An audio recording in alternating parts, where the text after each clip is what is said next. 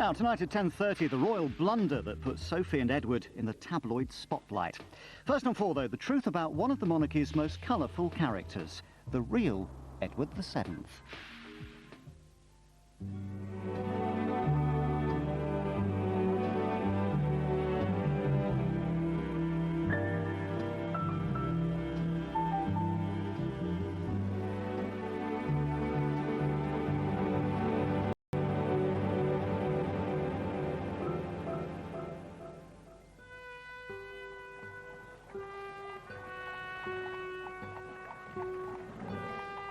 At the funeral of Queen Victoria in 1901, her eldest son, now King Edward VII, saluted the crowd from a splendid black horse. This was what he'd been waiting for all his life, and what his mother had always dreaded. He was unfit to be king as far as she was concerned. He could not succeed. Edward had been king in waiting for almost 60 years. Denied a real job, he had sought rewards elsewhere. He simply lived for pleasure. It's a great aphrodisiac when you're a member of a royal family. And he certainly was a man who took advantage of whatever was going. Once king, he turned himself into a figurehead surrounded by pomp and circumstance. He was a very, very visible king. He loved ceremonials, and he was tremendously good at it. He was, in the words of the song, doing what comes naturally. But the prince who scandalized Victorian society and became a king who indulged his passion for royal pageantry turned out to be the role model for modern monarchs. The future King Edward VII was born in 1841. This family portrait, painted when he was 5, hints at what would become the central conflict of Edward's life, his relationship with his parents. The Queen and Prince Albert looking regal, the Prince with an admonishing finger towards his heir apparent. Victoria looking out to the world, not looking at her family at all, in regal serenity. Edward carried an extraordinary burden of expectation. Victoria announced the birth of her son and heir to a relation by saying, "He is to be called Albert, and Edward is to be his second name. You will understand how fervent my prayers are to see him resemble his angelic, dearest father in every..." She and Albert certainly had a very passionate marriage. That in some way explains her relationship perhaps with her children. Sometimes the children of lovers are orphans. That's what happened to the royal children. They were somewhat excluded from the bond between their parents. Edward's isolation was increased by his parents' other mutual passion, the family business. These twin desks pushed close together like that symbolise absolutely the royal firm, the king and queen as a partnership, as a ruling partnership. Victoria's desk with her pictures on it, with all her writing implements, the knobs to call the servants. Albert's desk with his blotter, his inkstand. And they pushed their desks together and would work side by side on papers of state, on royal dispatches. For Victoria, hard work offered protection from her dark side, which she feared she had inherited from her wicked uncles. That's what she called her predecessors, the Hanoverians. Victoria believed her uncle's excesses had almost ruined the monarchy's prestige. With Albert's help, she set out to repair that damage. Central to the plan was Albert Edward, known as Bertie. From the age of 7, he was subjected to a grueling academic program designed to suppress Hanoverian-style self-indulgence. The study regime that Albert prepared for his son began at about 6 hours a day of tutorial study. Gradually, it was extended to about 8 hours a day. Edward was slow to learn, slow to read, slow to write. He wasn't very good in mathematics. He wasn't very good in reading. He wasn't very good in history. He was a terrible history scholar, and his father was appalled. Edward probably had attention deficit disorder, which meant that he was impulsive, that he was inattentive, he was in need of constant physical activity. The boy rebelled. His tutor described how once Bertie had thrown dirt and swung a large stick at me. Another time, when the prince was 11, he went to the window, stared out the window, and eventually when he was asked to come back to his desk, his father had to thrash him for that because of his willfulness, his stubbornness, his... Sad and anxious about him. He is so idle and weak. It was one thing to say that he ought to be an example to his future subjects, but to say that he should be exactly like his father was too demanding. And the parents therefore left him with a sort of perpetual sense of failure.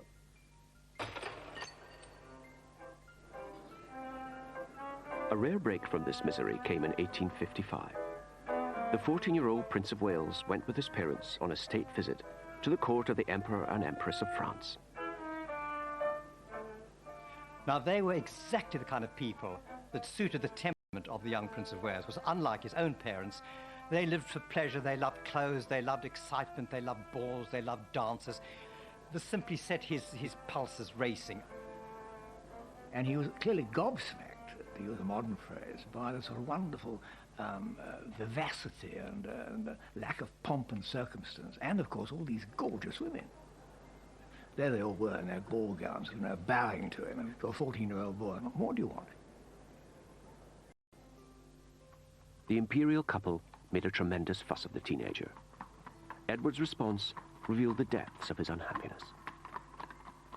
When they were about to leave, Edward told Napoleon, "You have a very nice country. I wish you were my father."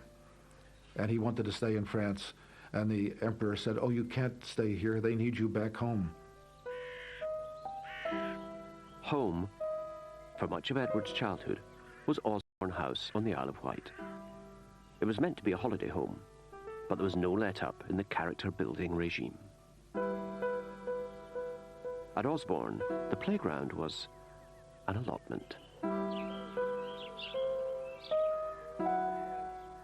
The idea of Victoria and Albert for the children with these gardens was to make them productive, was to make them work hard and systematically. It was a regulated childhood, and they grew vegetables, and vegetables were checked, and if they were of sufficiently high quality, they were actually sold to the house. So in a sense, make them part of the domestic economy and make them very responsible citizens from a very early age. His high-minded parents despaired of the teenage Edward. Looking ahead, Victoria fretted about what would happen when the young prince was old enough to do as he wanted. Bertie continues such an anxiety. I tremble at the thought of when he will be of age and we can't hold him. It is too awful a contemplation. In 1860, Edward's parents took a gamble. Hoping to confront him with the awesome... They made him stand in for the Queen on an historic 3-month tour of staunchly Republican America. He was just 18 when he became the first British royal to visit the United States. He was a very important person, literally a VIP, as we would use the term now. At almost every stop, there was a ball in his honor. He even went to the White House and was greeted by President Buchanan, and he learned how to handle this with grace. Edward lapped up the applause, on one occasion exclaiming in delight, "This for me, all for me." Nourished by the warm reception, a new Edward blossomed. His geniality shone through, and people talked about him constantly as the genial prince. The trip was a tremendous success. It was a success for British foreign policy. It was a triumph. Edward had learned that for a royal, smiling and being charming were just as useful as desk work, the last thing his parents wanted him to discover. Letters were written home by the minister who was with him and that sort of thing, saying what a splendid success he'd been. And Prince Albert simply refused to believe it. And he wrote him a rather disagreeable letter, saying that he mustn't allow his success to go to his head. The American tour was a great success. I mean, he was an absolute celebrity. All his best side was shown. I mean, his sociability, his diplomacy, all that came out. He really made a great success of it. He was a very young man when he went. But his parents didn't appreciate that. They didn't congratulate him on it. And it was another example, I think, of them wanting him to be something else, something that he never was and never would be.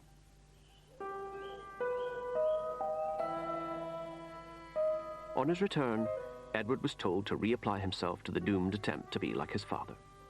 He was now to become an intellectual. In 1861, he went up to Cambridge University. But unlike other students, he didn't take lessons in college. Instead, he was installed here at Madingley Hall and closely watched by hand-picked guardians.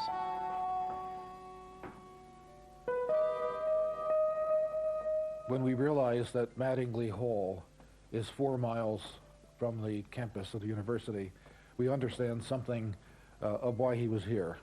The royal family did not want him with undergraduates. They didn't want him too close to the decadent gentlemen who were students at Cambridge.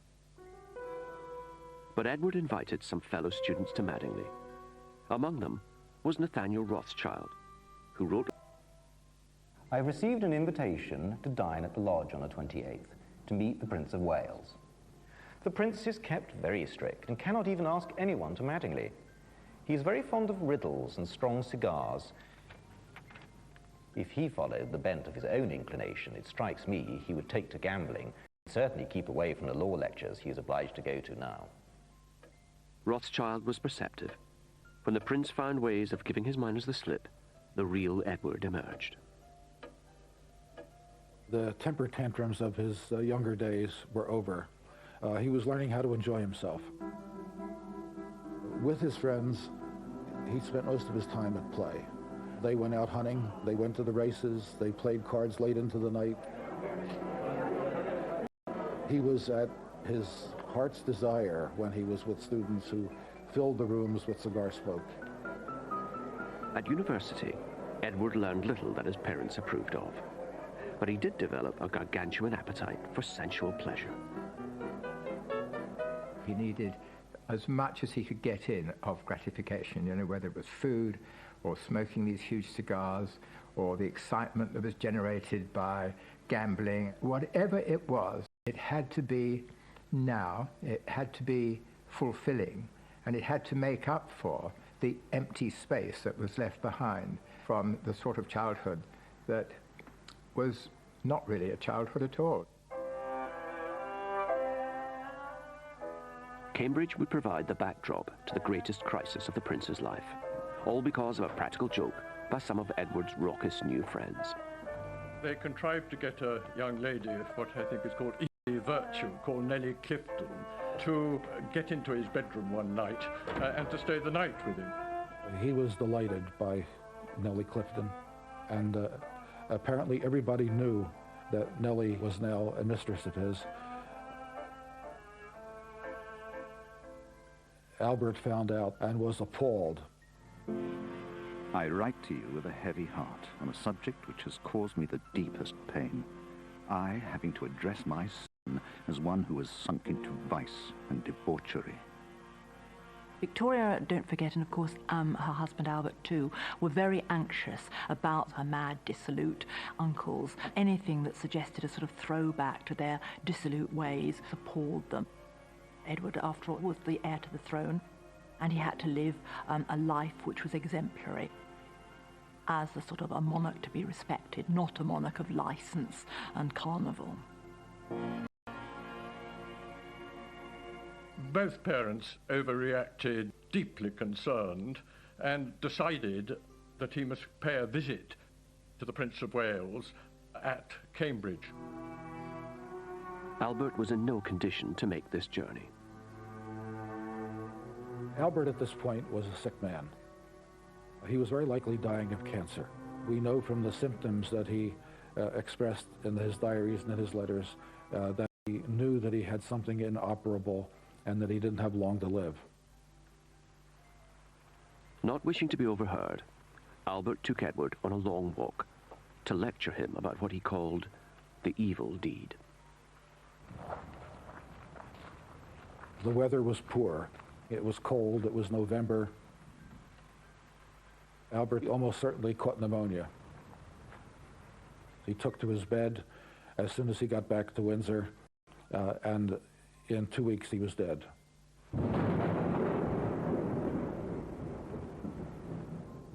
On the 23rd of December, 1861, Prince Albert was buried in the chapel at Windsor. Victoria was absolutely distraught with grief. She really felt that her life was over. She'd seen the monarchy very much by that time as a partnership. She'd not only lost an emotional partner, her helpmeet, but she'd also lost her sort of business partner, a working partner. And at that time, she didn't seem to take very much comfort in her children. The regretful prince wrote to a Cambridge friend about his late father, admitting, "I fear I have often given him pain by my conduct." By the time he wrote this letter, Edward had already dropped out of university. He knew that the most happy time of his life was over, that he would never be able to retrieve those years. He would have liked to have stayed longer, but he now felt that he had to take his father's place, to be the leading male member of the royal family. But Edward was in for a shock. The Queen attributed Albert's death, totally irrationally and unjustly, to the Prince of Wales. And she wrote a letter to her daughter Vicky after Prince Albert had died at the end of 1861. And she said in this letter, it was Bertie's fall, that's what she referred to the incident with Nellie Clifton as, Bertie's fall killed his father. And then she said, it's rather awful, that... Oh, that boy. I never can or shall look at him without a shudder. You've killed your father. A dreadful thing to tell a child, isn't it? And he carried the burden of patricide for the rest of his life.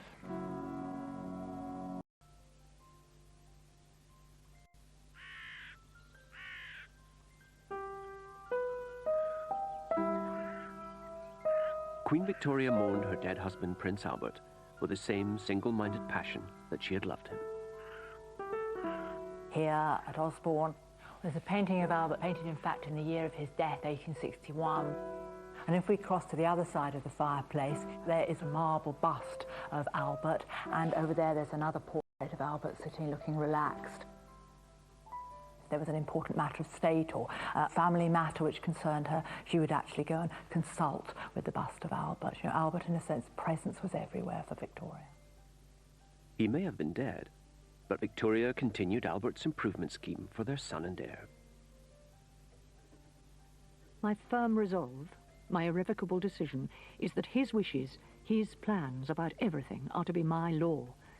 I apply this particularly as regards our children, Bertie, etc., for whose future he had traced everything so carefully. Albert had believed that marriage offered the only hope of salvation for his wayward son. So Victoria now searched for a bride and a future queen. The Act of Succession made it necessary that he have a Protestant bride, and the bride had to be within certain age range, and she also had to be attractive. Pictures were solicited from various courts. Edward's elder sister Vicky had recently married Prince Frederick of Prussia, so she was well placed to trawl the Protestant courts of Northern Europe for a suitable bride. She sent her mother photos and descriptions of the leading candidates. I do not think the Princess of Hesse very pretty. She had not a fine figure, and her teeth are nearly spoiled. Princess of Wied is so odd. She talks so much and laughs so loud. Eventually, a winner was found. I never set eyes on a sweeter creature than Princess Alex. She is very healthy. This was Alexandra of Denmark. Alexandra was very young. She was 17 at most when they first targeted her, possibly even 16. She was one of the most beautiful girls in Europe, and they thought that that would perhaps be sufficient make her attractive to the Prince of Wales. And so they decided that they must get on with it and that she was the wife for him. Edward was dispatched to the continent. Left alone with his mail-order bride, he did his duty and proposed. It's difficult to say quite how passionately he fell in love with her at the time, but I think perhaps fell more in love with him than he with her. She once said that even if he'd been a cowboy, she would have wanted to marry him. Edward married Alexandra on the 23rd of April, 1863. He was 21. But the blessing of the young couple felt less like a wedding, more like a funeral, all thanks to Victoria. In this wonderful photograph, instead of looking with pride at her son and his new bride and smiling benevolently, she's actually turned away and looking at a bust of her late husband. It was a very dismal business, and she made it even more dismal by taking the bride and groom before the marriage to the mausoleum where Albert was buried.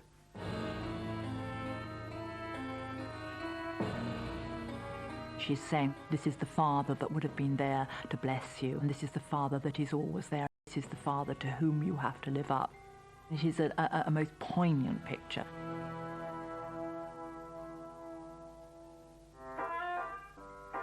Marriage did have advantages for Edward, notably a home of his own. Well, this is Marlborough House in London, and this was his marital home. He moved in here in 1863, just after he married Princess Alexandra.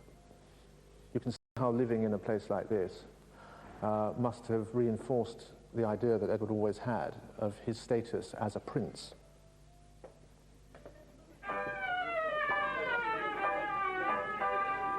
Independence liberated Edward's natural instincts, which his parents had tried so hard to suppress. He and Alexandra held parties every night, and few would refuse an invitation from the Prince of Wales. Soon, Edward and his smart friends were known as the Marlborough House set.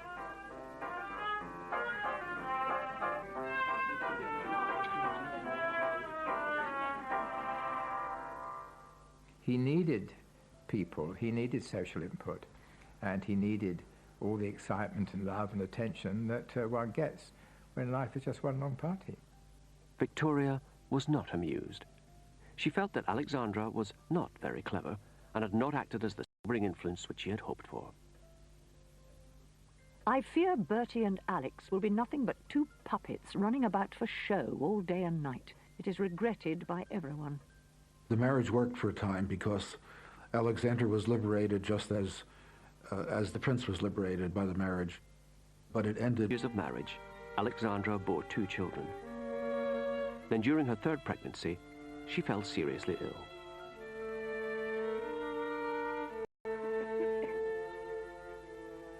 The prince claimed loyally that he was going to stay by her. He moved a desk into her bedroom so that he could write letters and conduct domestic business, literally from her bedroom. But then her mother came from Denmark to help take care of her, and he was liberated from having to be a loyal husband. That was the end of it. After that, the marriage went steadily downhill. Although he had tried hard to behave like his noble father, Edward was no Prince Albert. He took a long time to grow up.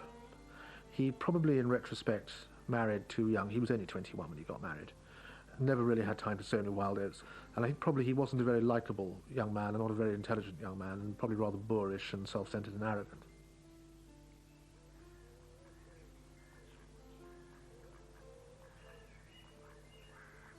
Walton Hall in Warwickshire, for centuries the seat of the Mordaunt family.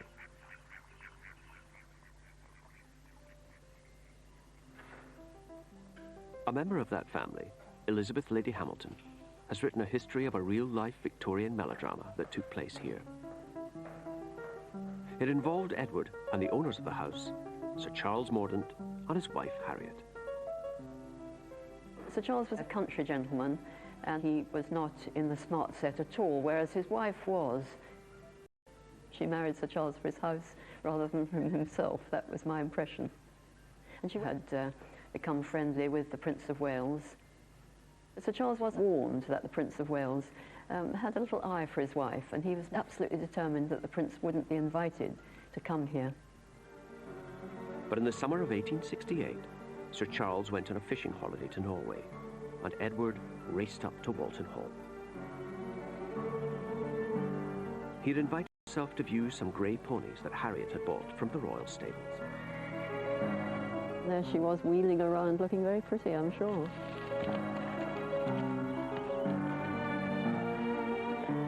Sir Charles wasn't expected back for days.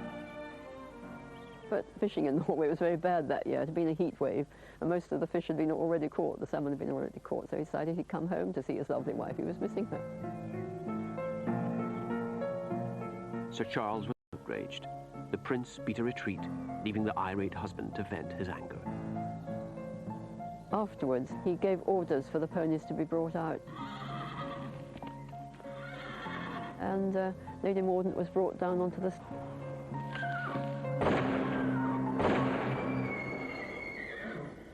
And then the following year, Lady Mordaunt gave birth to a baby here at Walton Hall. Then she became very agitated, and Sir Charles kept asking her what was the matter, what's wrong.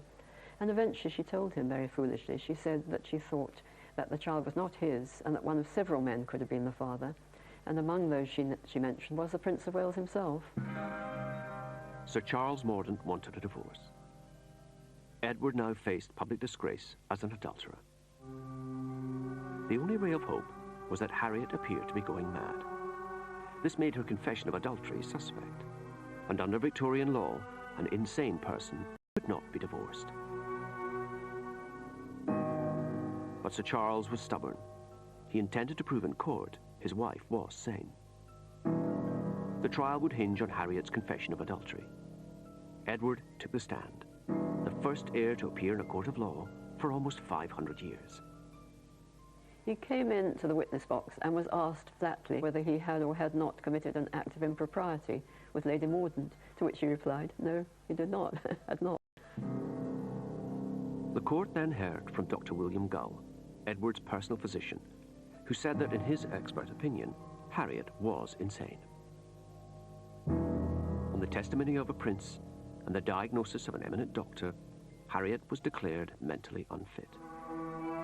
She spent the rest of her life in an asylum, her claims of adultery dismissed as fantasy. Edward had got away with it.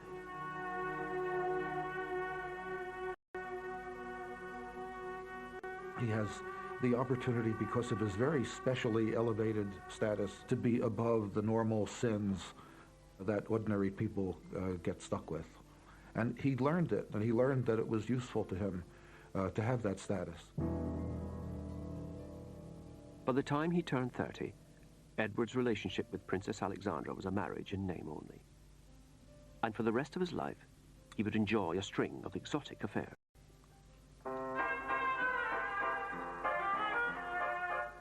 There was Lily Langtry, a model turned actress. Cora Pearl, a famous courtesan. Lady Daisy Brooke, whom he called my darling Daisy wife.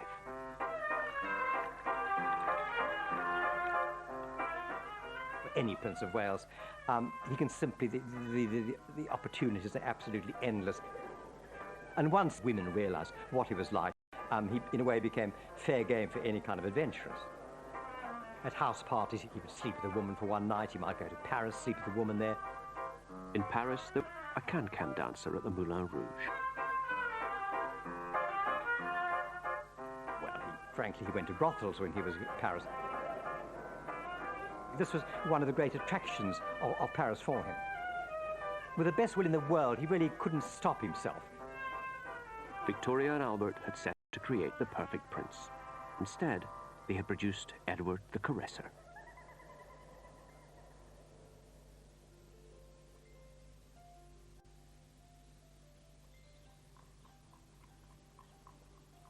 By the time he turned 30, the future King Edward VII had few illusions about what being Prince of Wales meant.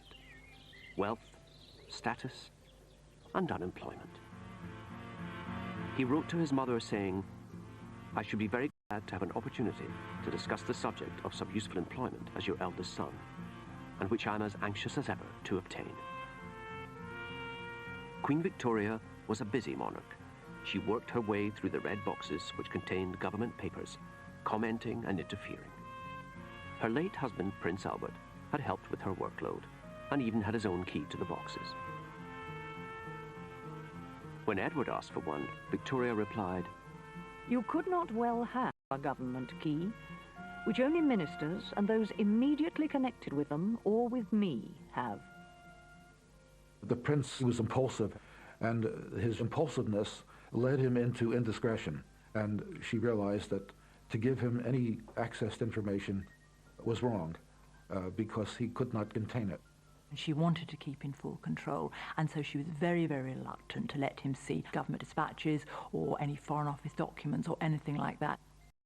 In many ways, she fueled the fire of Edward's rather unemployed youth style of life, because he wasn't seen to have a role in it. It must have been very frustrating and somewhat humiliating.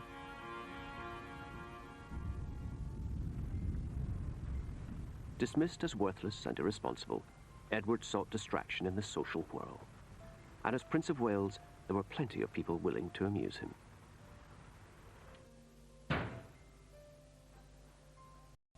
Christopher Sykes is a descendant of a leading member of Edward's Marlborough House set. It's rather lucky that great-great-uncle Christopher left us this fantastic legacy in the form of these wonderful photograph albums, which really chart his social life. There is Christopher Sykes. Oh, he's enormously tall. That's the Prince of Wales looking very young with a jaunty bowler hat. I mean, the Prince Edward was a pleasure seeker. His social life, it was sort of endless round. At Goodwood House here, this would have been for the races. This is a shooting party at Eastwell, Wadston, the Rothschilds' house. Lord Londonderry's house, famous for its enormous shoot. Prince Edward would like to shoot thousands of birds. Christopher became known for being one of the great hosts. You know, knew exactly how to please the prince. You know, each party would be more and more lavish. As well as exploiting their hospitality, Edward found that he could vent his frustrations on his hangers-on. At some dinner party at Marlborough House, the prince poured a glass of brandy over Christopher, and Christopher just sat there with the brandy trickling down his face, and then sort of very slowly turned to the prince and just bowed his head and said, "As your Royal Highness pleases." Now that caused absolute sort of uproar amongst all the other guests. I thought it was the funniest thing they'd ever heard. And from that moment onwards, there was sort of no holds barred as far as teasing Christopher was concerned. You know, they used to sort of put him under the dining room table and spear him with billiard cues. And they put live animals in his bed.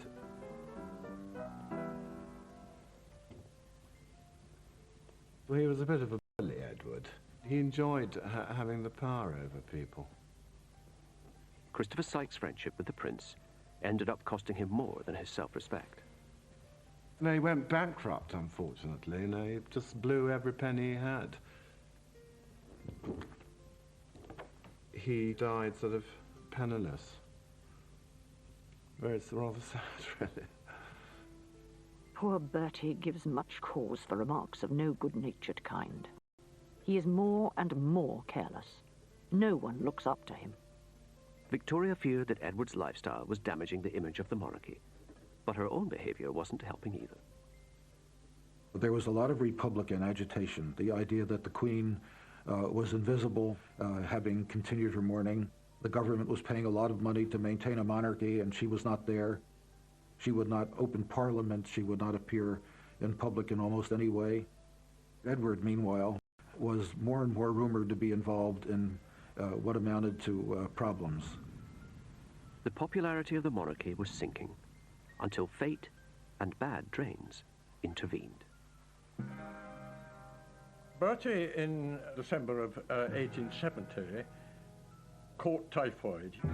And this really was a turning point. The Queen rushed to Sandringham, where he was. She took complete charge of the household. She was a killer. The plight of the royal family touched a nerve. The invisible queen and her playboy heir became just a terrified mother and her dying son. Edward's timing was perfect. His illness reached its climax on the same day of the year his father had died. On the morning of December the 14th, he suddenly opened his eyes, saw the Queen, and said, "How very kind it is of you to come and see me." 2 months later, Edward, still weak from his illness, went to St. Paul's Cathedral to publicly give thanks for his recovery. Thousands came to watch and cheer. Totally by accident, the Prince of Wales had pulled up British republicanism by its feeble roots. The result was a feeling of great relief around the country that the succession had been saved, that Edward was going to survive and become king. And it was also thought that because he had come through this near-death experience, that he would be renewed, he'd be a different person, that he would understand that he had a new chance at making a dignified life for himself. If this great warning is not taken, and the wonderful sympathy and devotion of the whole nation does not make a change in him, it will be worse than before, and his utter ruin. For once, Victoria followed her own advice. She gave her son a job. In 1875, he was sent to India on the first royal visit since the mutiny. There was no chance that his mother was ever going to go to India. In fact, I don't think she ever visited any of her dependencies around the world anywhere. It was a means of associating him with, to use a much-used metaphor, the jewel in the crown of the British Empire, and to show that he could go abroad as a representative, not just of his country, but of his family and the institution that they represented.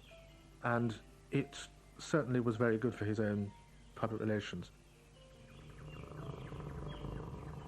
Edward had been persuaded to visit India by the prospect of the hunting. And along the way, he did manage to bag 8 tigers. But amidst the carnage, the prince's personality, above all his easygoing charm, served him well. He enjoyed himself, but he also represented the crown, and he did so with flair, with dignity, with great ceremony. He was a tremendous envoy, ambassador extraordinary. It was a complete success. But any pride Edward might have felt was ruined when he read in the Calcutta Times that back home his mother had been created. He now saw his hunting trip had a secret agenda, to test public reaction to the Queen in the wake of the mutiny, and no one had told him.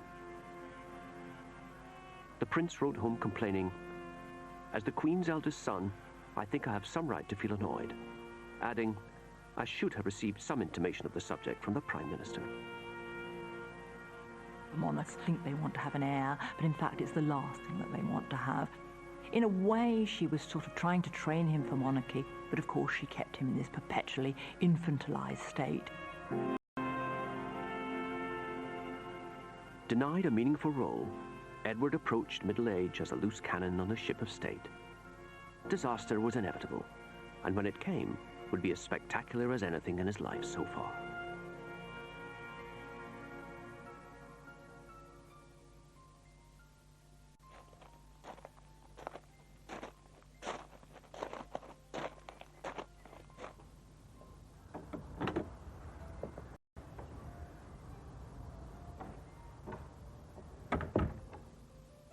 This is Tranby Croft. It was, I suppose, the stately home of a family called Wilson, who made a lot of money in shipbuilding. The disparaging term, I suppose, was nouveau riche. And Mrs. Wilson wanted to get into society. And the way to get into society was, indeed, to become a friend of the Prince of Wales. Edward came to stay at Tranby Croft in September 1890, during the Doncaster races. And it was here that his playboy lifestyle reached its climax, triggered by the scandalous behavior of one of Edward's favorite cronies, William Gordon Cumming. This is the room where the famous scandal took place. Having had a lovely day at the races, having had a splendid meal and everything else, the Prince of Wales turned round and said, "And now we will play cards." And the cards he wanted above all else, because he was addicted to it, was this illegal one of baccarat. Baccarat gambling was illegal because this was a game of pure chance.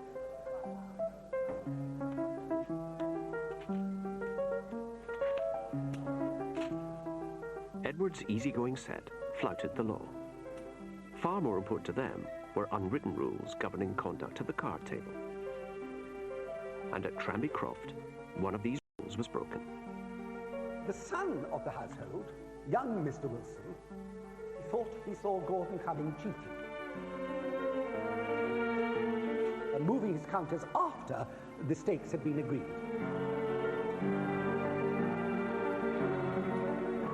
And gradually... For cheats was exposure. But they couldn't expose Gordon Cumming without revealing that the heir to the throne had sat in on an illegal card game. So Edward told his friends to deal with the cheat as quietly as possible. So they then decided on a disastrous plan, which was to persuade William Gordon Cumming to sign a document undertaking never to play cards again. And if he did that, then they wouldn't tell anybody and nobody would be prosecuted. Although Gordon Cumming denied he had cheated, he signed, saying that he was doing so to protect the prince from public scandal.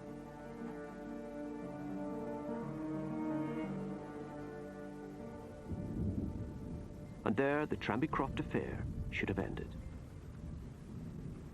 If only those in the know could keep their mouths shut. It is believed that the Prince of Wales told one of his friends, a lady called Daisy Brooke. Now, Daisy Brooke's nickname gives her away. She was known as the Babbling Brook. Soon, the whole of London was talking about nothing else. Now the secret was out. Gordon Cumming had to defend his reputation, so he sued his accusers for slander. Although not a defendant, Edward was summoned as a key witness. This was very embarrassing. Age 50, he would be in court again. Queen Victoria was dismayed. It is a fearful humiliation to see the future king of this country dragged, and for the second time, through the dirt in a court of justice. A terrible humiliation. Edward was furious. He felt Gordon Cumming had no right to wash his dirty linen in public, and so risked damaging the reputation of a royal prince. He called the trial unnecessary and abominable. Barrister Peter Clark is a descendant of Gordon Cumming's lawyer and has made a study of the Tranby Croft case. The opening day of the trial, the court would have had a very strange look.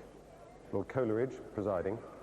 This was something that was going to be done in the full glare of the Lord Chief Justice's court in the Strand. The heir to the throne sat next to Lord Coleridge on the bench. Edward would remain on the bench throughout. Here he was well placed to influence proceedings and undermine Gordon Cumming.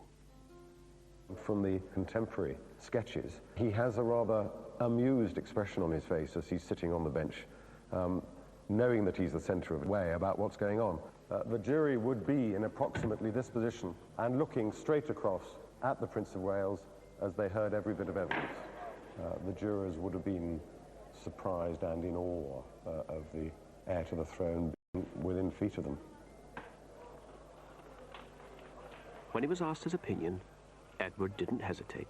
The juror stood up and asked the Prince of Wales, "What was your Royal Highness's opinion at the time as to the charges made against Sir William Gordon Cumming?" And the Prince of Wales turned to his side to face the juror. The charges appeared to be so unanimous that it was the proper course. No other course was open to me than to believe them. The case was now effectively closed. The jury's verdict went against Gordon Cumming. Plainly, their verdict had been affected by the Prince of Wales's evidence. Gordon Cumming faced social death. Edward's dignity had been wounded, but not fatally.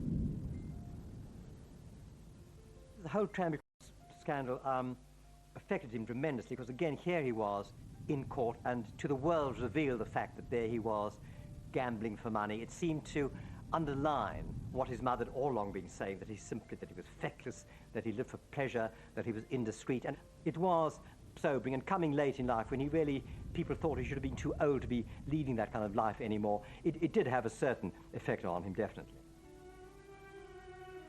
After Tranby Croft, Edward finally graduated from adolescence into adulthood, just in the nick of time. By the 1890s, he's 50. He is aware that his mother, being in her 70s, can't go on forever. And I think what we see changing in him is the knowledge that he could any day wake up and find that he is king, which is perhaps something he hadn't felt 10 or 15 years earlier. And I think to an extent he kept slightly more careful company after that. A sign of Edward's maturity was his new mistress, a society lady, Alice Keppel. Like her direct descendant, Camilla Parker Bowles, Alice would become the long-term companion of the Prince of Wales. She was, like all his mistresses, a very beautiful woman, a very well-dressed woman, the kind of voluptuous sort of woman that he liked. The relationship is different from the early women. She was nobody's fool, Alice Keppel, and she knew how to handle him. She knew how to handle his very, very short temper. As he got older, so he became more short-tempered, more gruff, and she served as a kind of liaison between him and... Alice's astuteness was essential to the older Edward, because he had finally become a player on the political stage. His mother still kept him in the dark, so he had sought illumination from other sources.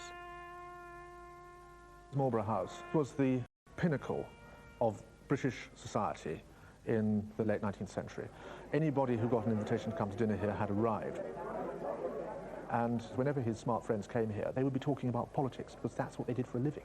This is where he would ply them with a drink, take them to dinner, and find out what was going on in the world. And where he would acquire what he thought was the level of knowledge and understanding of current affairs that someone in his position ought to have. It became a sort of fetish for him. It became a way of getting his own back on his mother. If you're going to stop me doing this officially, I'm going to do it unofficially. And because of my popularity in society and my magnetism over these people, they will come to me and they will tell me these things, whether you like it or not. Edward's informal intelligence network spread far and wide throughout Europe, which he frequently visited. The Europe that he grew up in, as Prince of Wales, was run by about 400 or 500 families. They were the chancellors, they were the foreign ministers, they were the ambassadors, they were the generals, they were the chiefs of staff, they were even the archbishops in all these continental countries. And if you were at the top of that pyramid, you'd function not through papers and archives, but through this unique nexus of links which he had as the leader of European society. Edward became known as the Uncle of Europe, and a frequent topic of conversation at his dinner table was the aggressive behavior of one of his nephews, the German Emperor Kaiser Wilhelm. The Kaiser was always banging on about being emperor. There was all this bombast, all this show of total unpredictability. He did perfectly calm and peaceful for a month or two at a time, and then suddenly something would get hold of him, and he'd make some great undramatic, bombastic, arrogant speech, which would set the whole of Europe twittering. They'd say, good God, what's Germany going to do now? Although 18 years his junior, the Kaiser had what his uncle didn't have: power. He dismissed Edward as that vain old peacock, and Edward's dislike of his nephew was no secret. To describe that relationship briefly, one could only say that it was bad on both sides. It involved imperial rivalry, it involved naval rivalry. The Kaiser built an enormous navy, which only could really be directed against us, or at least so Edward thought. For Edward, German power, his other major anxiety, was his mother's seclusion. These 20 seconds of film offer an exclusive glimpse of the Widow of Windsor. To the general public, the Queen remained simply invisible. She was very anxious never to have anything that was vulgar, and the idea of spectacle and pageant was not her idea of how a monarch, a dignified monarch, perhaps behaved. Edward, however, believed monarchs were there to be seen. Wanting himself to inherit a throne that is popular, he sees that he's going to have to spend his years as Prince of Wales doing things that will maintain its popularity. So if it means he has to go and open a few hospitals or cut a few ribbons at exhibitions, he'll do it, because, again, he's very conscious of the good public relations of having that role. And it's because of the attitude his father and mother had taken towards him as a very young man. He always has this notion that there's something to prove. And one way that he can improve his own self-esteem is to be out in public and to be performing functions, however straightforward, trivial or ceremonial, but to do them well and to be popular. By the 1890s, Edward was making almost 50 major public appearances a year. He lent his support to thousands of hospitals and charities. While Edward added royal glamour to good works, in return, some much-needed civic virtue rubbed off on him. Even his mother noticed how popular this made him. Edward was instrumental in persuading her that, after all, she needed to get the goodwill of the people, to become more of a, as it were, of a people's monarch, to reinterpret the role of a monarch a bit more broadly and be prepared to be seen. Edward persuaded his mother to celebrate the major anniversaries of her coronation, the Jubilees of 1887 and 1897.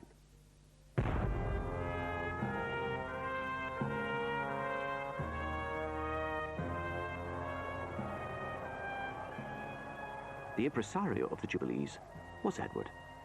He relished this chance to indulge his passion for dressing up and showing off.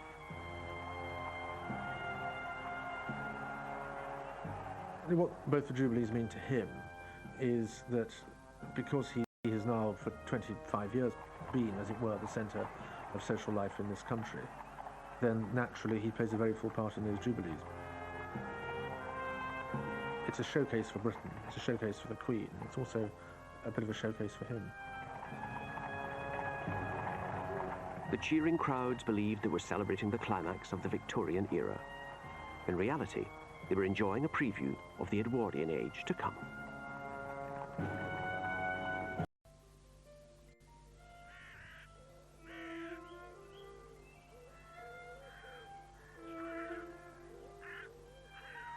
In late January 1901, an important message left Osborne House on the Isle of Wight. It bore the news Prince Edward had waited for all his adult life. The message was from Sir James Reed, Queen Victoria's doctor. His diary records what he said.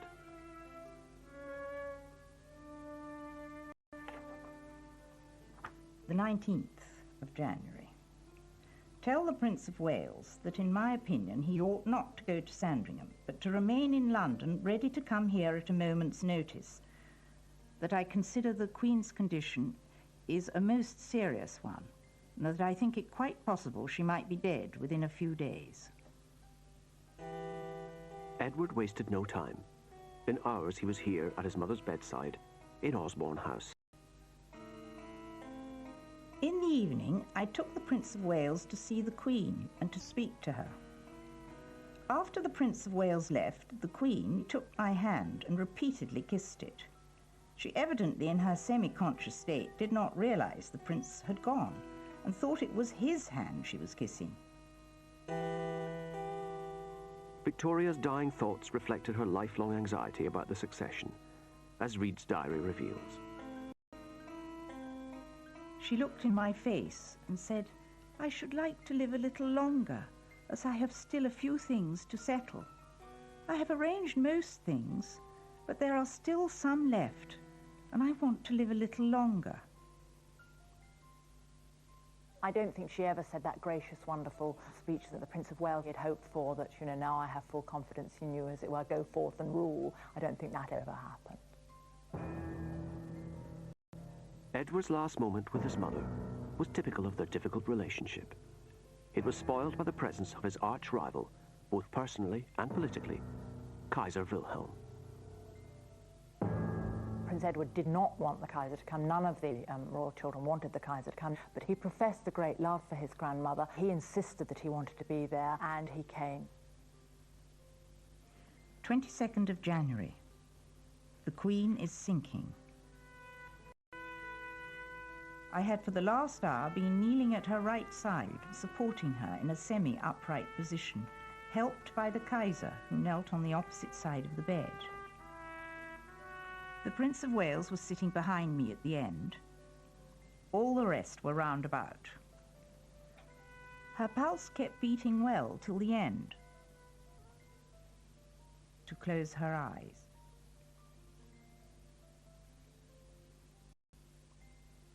It was a relief in many ways to rid himself of that oppressive burden that was his relationship with his mother, and to take on another burden, that of the crown.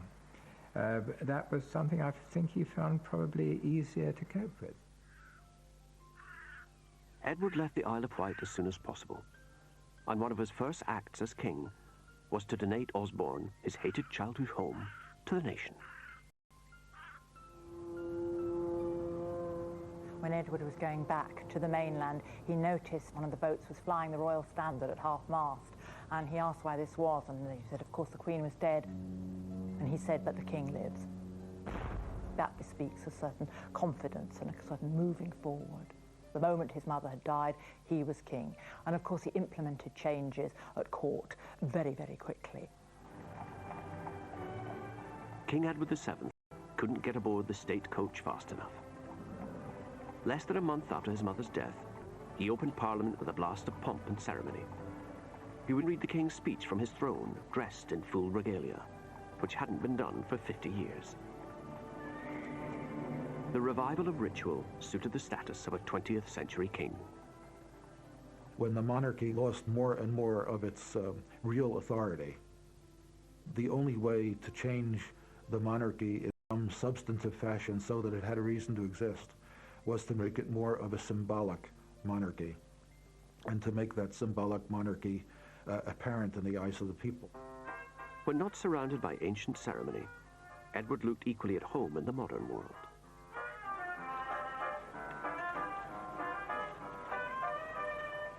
And he was always interested in new fads and fancies. He was for every one of them. He learned how to ride a bicycle, for example, because it was a new fad. He took up golf briefly. Edward always liked new things.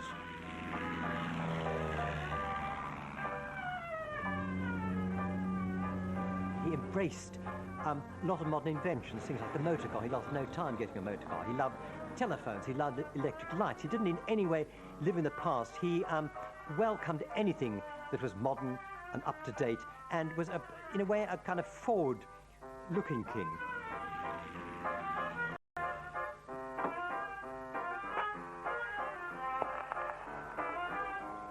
It was the beginning of a new century. Edward was determined it was going to be a new form of monarchy, very much the end of the Victorian era and the beginning of an Edwardian one, that long Edwardian summer, which ended, of course, in the First World War. But he played a central role in forging the alliances which would fight it. He sees the role of the monarch in a not entirely logical way. While I think he would recognise that he had to act on the advice of the Prime Minister, there are certain areas in which he is passionately interested. I'm thinking particularly of foreign affairs, where if he has a view, he will make that view known, and he will expect his view to be taken seriously. And it was a difficult time for everybody as a result. The king feared his bumptious nephew, the Kaiser, might lead Germany to war with France, a country Edward visited devotedly every year, but which few in Britain seemed to care for. France was what we might call the traditional enemy. We fought the French in the 18th century, we fought the French in the Revolutionary Wars, we fought Napoleon. There was a long, long tradition of enmity. The Prime Minister, Arthur Balfour's solution was to sit on the fence and let these two titans slug it out, a policy called splendid isolation. The king hadn't been sympathetic to splendid isolation. He had this great love of France. He didn't like his nephew, the Kaiser. He saw the French as a natural ally against a ruler that he, and a country and a culture that he regarded as deeply antipathetic. So Edward set out to redraw the political landscape. The uncle of Europe would show Britain and France that they could be allies. For help, he turned to a Portuguese diplomat, the Marquis de Soberao. He was nicknamed the Blue Monkey. He was really the darling of Edwardian society. Everybody knew him, very good looking in a sort of rather tough way, but immense charm. He was the one man with whom Edward, when king, shared all his secrets, including the great one of all. March the 1st, 1903, he gets his friend Sovereign, comes to Buckingham Palace. And the king says to Sovereign, look, I have to make, release time, the moment's come, to make a highly important political visit to the French president. But then he goes on to say, nobody here knows a thing about it. I haven't told the Prime Minister, I haven't told the Foreign Secretary, I haven't told my wife. This is between you and I for the time being. Now, you simply drive a coach and horses through the British Constitution by planning a highly important political trip without telling a Prime Minister, a Foreign Minister, or anybody else. Just your chums, the Portuguese, the Marquis de Soveral.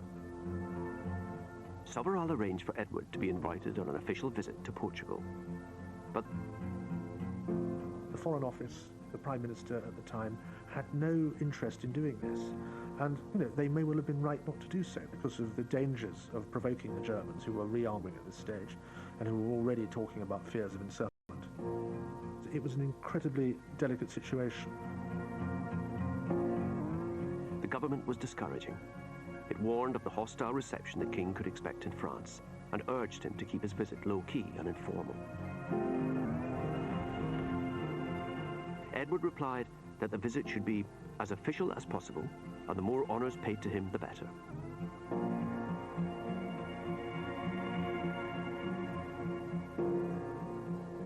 The stakes were high, the risks enormous.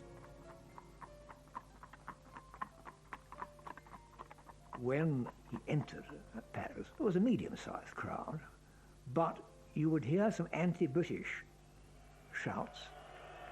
Edward turned on the charm. This was, after all, his home away from home.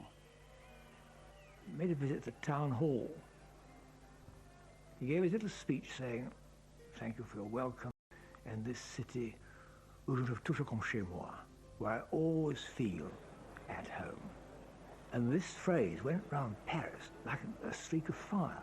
Everyone was nothing but heaven. Chez moi, chez moi, chez moi. This is what the king said. With this wonderful charm he had, he wooed the crowds and won them over.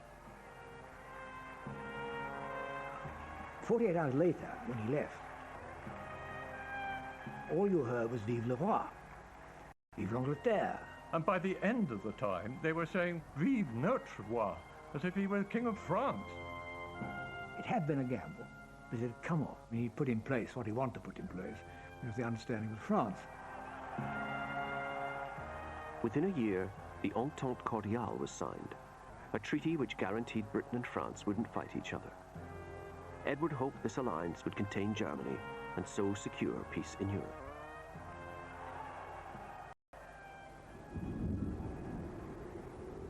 But a decade later, the Entente would develop into a full-blown military alliance. Edward would never have believed, I think, that within 4 years of his death there would be this great conflagration that would change the face of Europe forever.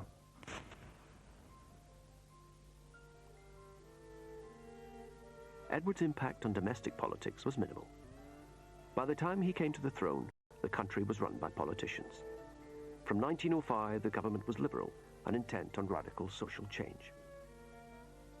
He knew that if Parliament were better off trying to do it, and he had a very realistic view of what a monarch could achieve. Luckily, Edward's modest talents and appetite for company, which had so worried his mother, now suited him perfectly for the only role that was left. In his short reign of 9 years, he pioneered the style of a modern monarch, a dignified figurehead, with a popular touch. Edward VII was the most visible monarch that there had been. He was seen everywhere on the racecourses, Henley, cows. He genuinely enjoyed doing it. Almost one of the most important aspects of his life was as a great showman, as dressing well, as being the king, as being somebody really important. somebody very stylish. I think he loved every minute of it. It's all very easy to paint him as a man who was interested in shooting, in sleeping with actresses who were not his wife, and in playing baccarat. And, you know, you can make that caricature of him as a pretty useless, idle man who, for a few years, happened to be King of England at a time when actually it was politicians who were running it. But I think there was much more to him than that. When, after years of waiting, he got his chance to be king, he did it very well. By 1910, Edward's appetites had caught up with him. Aged 69, his health had collapsed. As Dr. Reed's diary recorded, At 10, saw the king. His Majesty seemed to me worse. Went away and came back at 12. Saw the king repeatedly. At 5, the Queen arrived from the continent. but even at the end, Edward dodged the respectability he'd spent a lifetime evading. Queen Alexandra wasn't the only woman at the king's bedside. His mistress, Alice Keppel, insisted on being admitted to say her last goodbye.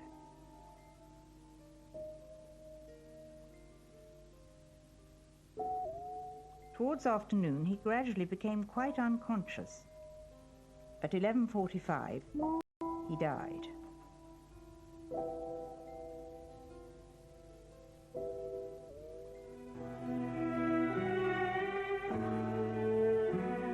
Find out more about Edward VII on the Real Lives website at channel4.com/plus. Well, next on 4, look at how the modern monarchy has weathered that recent media storm. A right royal blunder, the Sophie and Edward story, is in a moment.